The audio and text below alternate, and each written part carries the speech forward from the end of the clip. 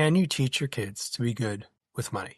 I have two sons. One gets an allowance every week, but we shore up the younger one when we know we're going out somewhere where he might want a little extra to spend. But their approaches could not be more different about money. My oldest treats every dollar with great care, and he doesn't spend a lot. And when he wants something, he thinks about it for a while before he commits. My younger son is opposite. We went to Disneyland on a 5-day trip this past year, and he spent every dollar he had on the first day. Then he spent the next 4 days watching his brother buy the occasional thing that he could no longer afford. And I thought about both my sons last week while I was reading this essay by a former advisor to wealthy families. And her claim was pretty blunt. Good money habits are nature, not nurture. In her experience, the kids who were wired to save, saved, and the kids who were wired to spend, spent. And no amount of family intervention changed the wiring.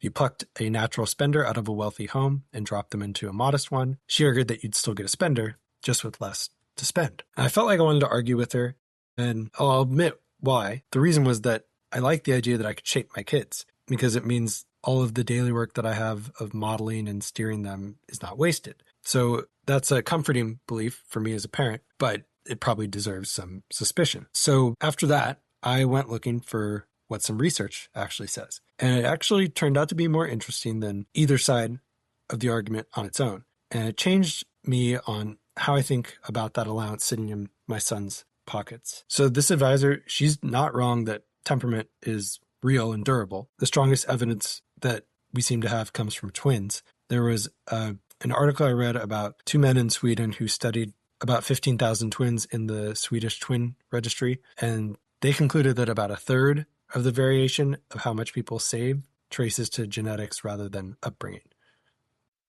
And another interesting finding was the parents' influence on the child's savings showed up early while the kids were young, but then it faded as those children got older. The genetic tilt didn't fade. That held for life. So back to what this advisor said. She said that the child, if you move them to a different family, you would just get the same result. And the argument there could be made with studying adopted children. In a few studies, the authors found that most behavioral traits are not from the family that raises you.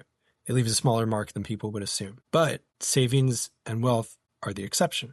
There's a couple of studies on adoptees that found that a child's saving disposition and eventual wealth are shaped meaningfully by the family that raises them, not the family that they were born to. So in this case, the advisor is pointing out something that didn't really match up with the studies. There's also a great test. You probably find these videos on YouTube about the Marshmallow test, where you basically say to a kid, you're going to sit in this room, we're going to put a marshmallow in front of you on this table, and you got to wait 15 minutes. And if the marshmallow is still on the table, meaning you haven't eaten it, we will give you 2 marshmallows when we get back. And the idea was that the child who could wait for 2 marshmallows, instead of grabbing the one on the table, was supposed to be destined for a better life because they had better self-control. And in 2018, a group retested this idea with a larger and more varied group of children. And the link between waiting and future success shrank by roughly 1/2 once they accounted for the child's family background and home environment. Basically, kids from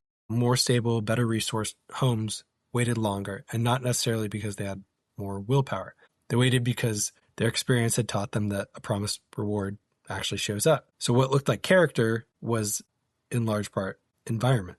And then a follow-up study in 2024 found that the test barely predicted how these children turned out as adults at all. So you might have guessed this, but the honest answer is that neither nature or nurture is solely responsible for being good with money. Your genes might load your disposition, but the environment decides what that disposition becomes. So I'm thinking my saver and my spender were born leaning in different directions. But what happens to those leanings is still partly on our household. Now, really, I think the point is that younger son is probably not going to turn into a natural saver. But if I can help make him wise about a tool he's going to use for the rest of his life, then maybe that moves the needle a little bit to make things better for him. A spender who at least understands what he's trading away, or who treats money as something that buys the life that they want and protects the people they care about, that's a fine steward. And on the opposite end, a saver who just hoards it all for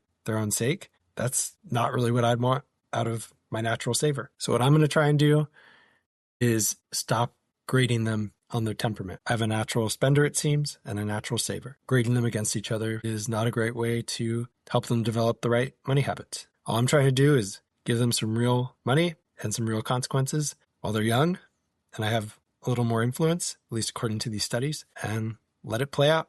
And hopefully they learn the right approaches while they can. I'll also try to just have conversations and not correct the behavior and just be a good model for them instead of telling them exactly what to do. So I don't know if I'm moving the needle with my sons. I don't know if I'll ever be able to recognize that. And that former advisor is probably right that I can't install a saver's temperament into my little spender. And I'm trying to work that mental model into my life. But what I'm not going to stop doing is trying to raise these two men who know that money's worth something only for what it protects and who it serves. And I don't think that that really depends on their genes or their wiring. It depends more on watching me and watching what I value. And that I do get to control.